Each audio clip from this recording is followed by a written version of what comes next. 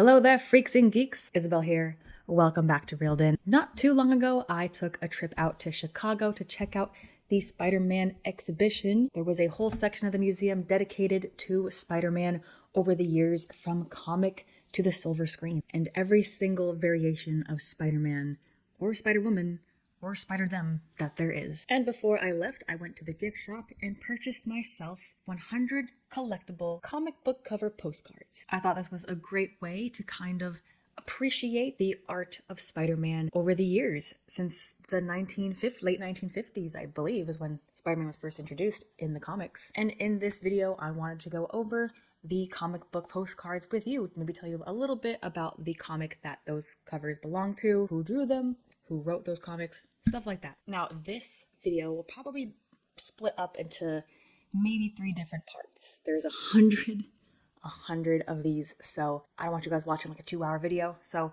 I might split up into 3. We'll see how I'm feeling once I get through the 50s and 60s era of comic book covers. I also did a walkthrough of that Spider-Man exhibition in Chicago, so feel free to check out that video as well. But before we open it on up, let's take a look at the box these cards come in. There's a lot in here. On the front, we do have the Spider-Man, the title, of course, and the image on the front is actually a depiction of the cover of the very first comic Spider-Man was introduced in. And we have Spider-Man 60 amazing years.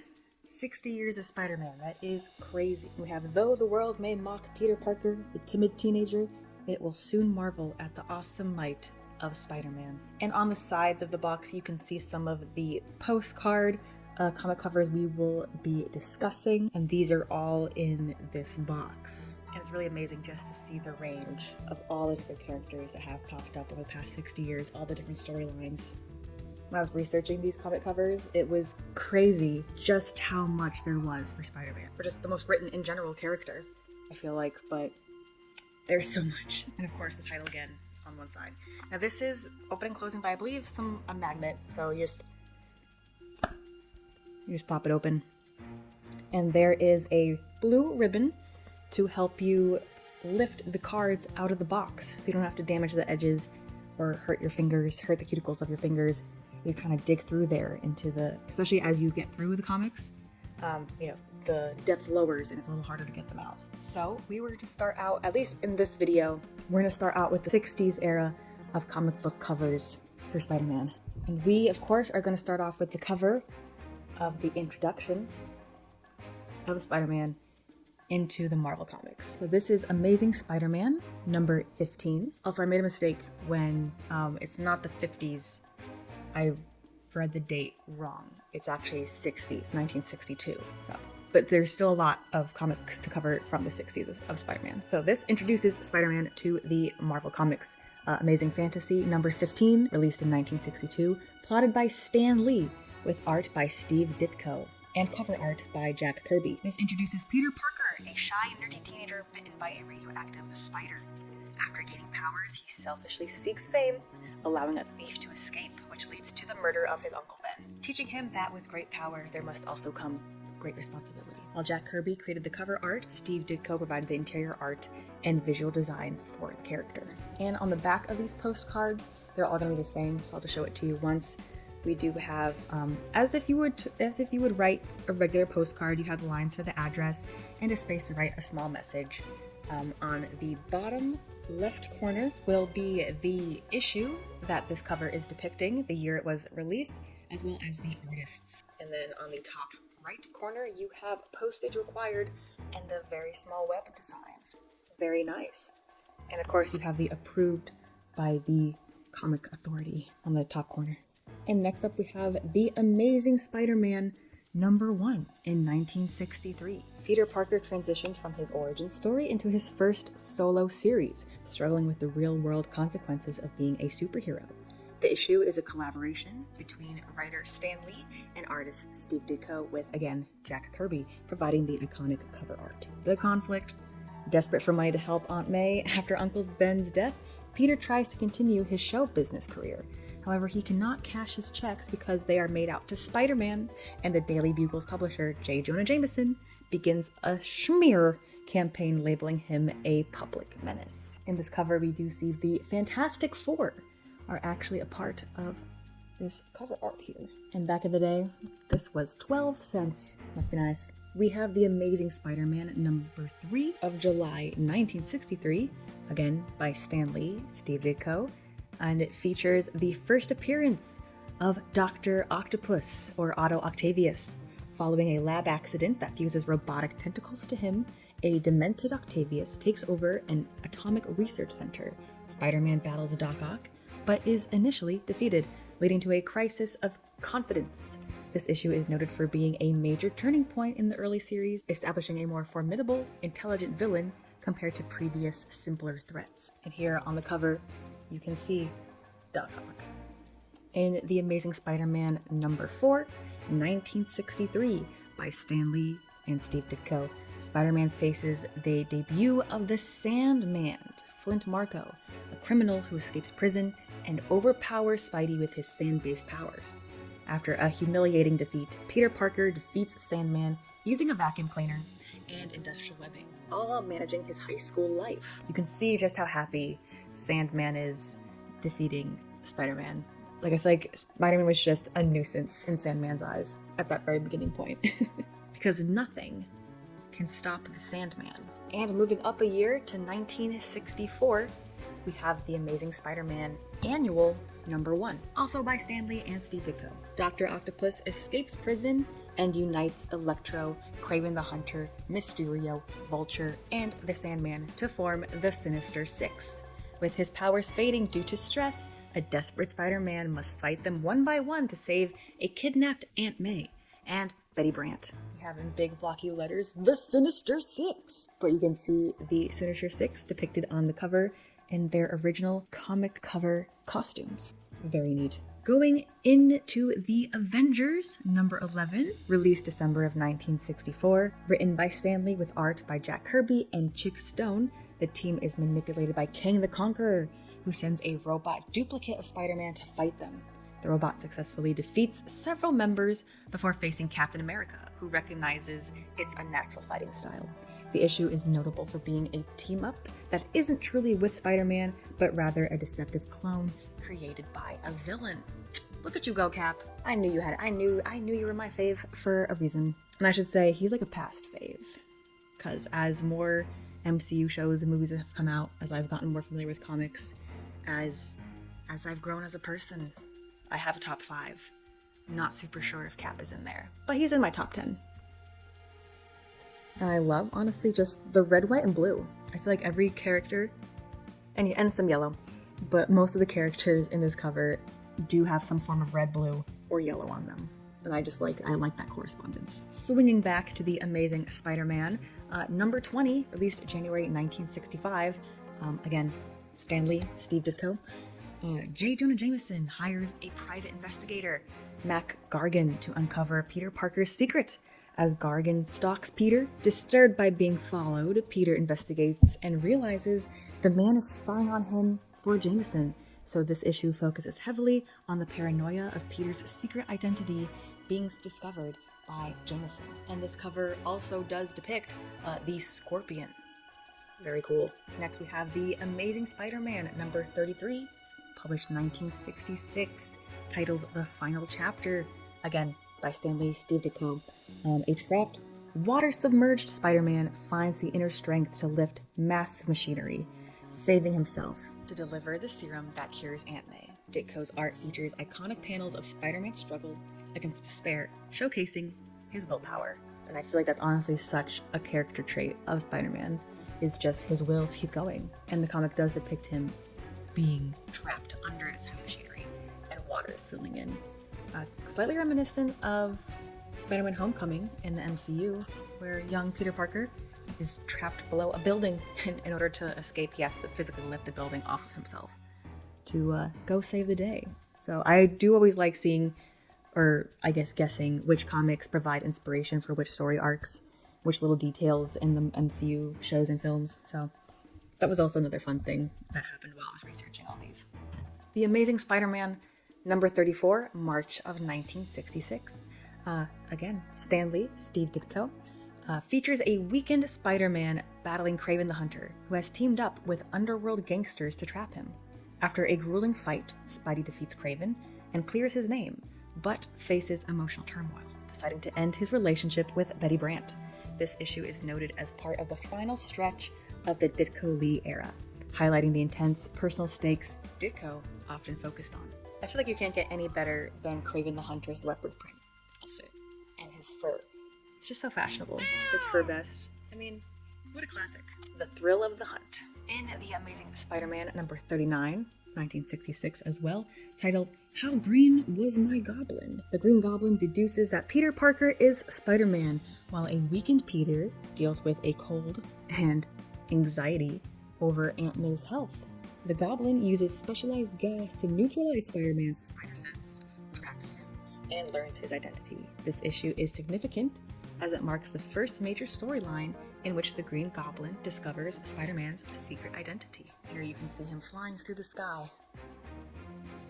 Spidey and the Green Goblin both unmasked. And we are up to number 41 of The Amazing Spider-Man, October 1966. Written by Stan Lee with art by John Romita Sr. and Mike Esposito. Features the first full appearance of the Rhino, who kidnaps John Jameson, son of J. Jonah Jameson, Doug Dimmadome, owner of the Dimsdale Dimmadome. Doug Dimmadome? The owner of the Dimsdale Dimmadome? That's right, Doug Dimmadome, owner of the Dimsdale Dimmadome. To steal spaceborne spores, Peter Parker balances a new motorcycle, a strained romance again with Betty Brant, and battling the near-invincible villain. You know, they really made his face Rhino-esque. It's like a face, they already have a face of the Rhino mask, but they really made it very much Rhino-esque. The Horns of the Rhino. In The Amazing Spider-Man number 47, 1967, by Stan Lee and John Romita, Kraven the Hunter attempts to force payment from a confused Norman Osborn, who has amnesia regarding his role as the Green Goblin, by kidnapping Harry Osborn. Spider-Man fights Kraven and rescues Norman, who is dropped from a skyscraper. This issue continues the storyline focusing on Norman Osborn's rehabilitation and the romantic developments within the college group, while Kraven remains a threat. Also, Kraven just looks so proud of himself in this cover. But again, the leopard print pants, slightly disturbed by the vest, because the vest is literally the face of a lion, and we know these are, he's wearing not faux furs. So, alright, now so far, out of ones we've seen, it is like, I love seeing old comic book covers. There's always so much going on in them. But so far, again, this can change. So far, this is my favorite comic book cover that we have seen. I do like a slightly more simplistic look. I like more focus on colors. We have Peter Parker, Spider-Man looming over him, the orange background. Just love it. And this is The Amazing Spider-Man number 50, July of 1967, titled Spider-Man No More. It's a landmark issue written by Stan Lee with pencils by John Romita Sr. and inks by Mike Esposito. It is famous for featuring the first appearance of the Kingpin, Wilson Fisk, and showcasing a deeply humanized Peter Parker who decides to abandon his life as a superhero. And I think that's also another reason why I do like this comic cover so much, because I think it really dives into the feeling of Peter choosing kind of himself over Spider-Man, and just that there's a bit of weight and guilt to that too, and I feel like you can feel that in this cover. In The Amazing Spider-Man number 51, released August of 1967, written by Stan Lee and drawn by John Romita Sr., the Kingpin orders his men to target J. Jonah Jameson for his anti-crime editorials. Despite previously quitting, Spider-Man returns to action to foil the Kingpin's thugs while Peter Parker seeks to regain his job at the Daily Bugle. The issue features the early classic collaboration of Lee and Romita, focusing on the power struggle between the new crime lord, the web slinger, and the angry publisher. And here we have Spidey, surrounded by Kingpin and other henchmen. The Amazing Spider-Man number 55, titled Doc Ock Wins and published in December of 1967, was written by Stan Lee with art by John Romita Sr. and inks by Mike Esposito. This issue is a pivotal chapter in the ongoing battle between Spider-Man and Dr. Octopus, specifically focusing on the aftermath of Doc Ock putting Aunt May in the hospital. This issue ends with a major cliffhanger, leaving Spider-Man in a state of amnesia, aiding his greatest enemy, and setting up the conclusion in the following issue. This comic cover is kind of cool to me because Doc Ock takes up the main page, but you do see Spider-Man through the reflection of his glasses as Spider-Man is kind of swinging at him. which is really cool. The Amazing Spider-Man, number 59. Published 1968, titled The Brand of the Brainwasher, and drawn by John Romita, Spider-Man evades police to visit a frail Aunt May in the hospital. After clearing his name regarding a missing person report, Peter reconciles with Gwen Stacy. This issue features Mary Jane dancing at a nightclub, which is secretly a front for a criminal, Dr. Gerard Winkler, who uses brainwashing technology. A lot of brainwashing for Spidey in these days. You can see Mary Jane dancing on the side here. She's having a good time. Maybe she's not, I don't know. Jumping up to the 60s in The Amazing Spider-Man, number 62, published 1968, written by Stan Lee and art by John Romita Sr. Spider-Man clashes with the inhuman Medusa, who is investigating humanity while seeking stardom. After she slices his web, causing a fall, they engage in a battle that draws the attention of a hair care CEO. The name of the dame is Medusa. And I like how she's tangling him in her hair. I wonder why she's named Medusa. Next we have The Amazing Spider-Man, number 64. Published September of 1968, titled The Vulture's Prey. An injured Spider-Man battles the original Vulture while suffering from a weakened arm. Amid the fight, J. Jonah Jameson intervenes, prompting the Vulture to attack him and Joe Robertson, resulting in Joe's injury. Spidey finally defeats the Vulture by short-circuiting his pack and passes out. But I do like how the Vulture and Spider-Man are in their signature color scheme, while the cityscape of New York below is in a grayscale. I do think that really makes them pop in this cover art. In The Amazing Spider-Man, number 66 of 1968, titled The Madness of Mysterio by Stan Lee and John Romita, a recently escaped Mysterio plots revenge while Peter Parker struggles with money. Forced to sell his motorcycle, Peter reconciles with Gwen Stacy while Norman Osborn begins to succumb to his Green Goblin persona again. This issue serves as a setup for a confrontation between Spider-Man and a newly driven Mysterio. And here you can kind of see the iconic outfit that Mysterio has as Spidey swings by him.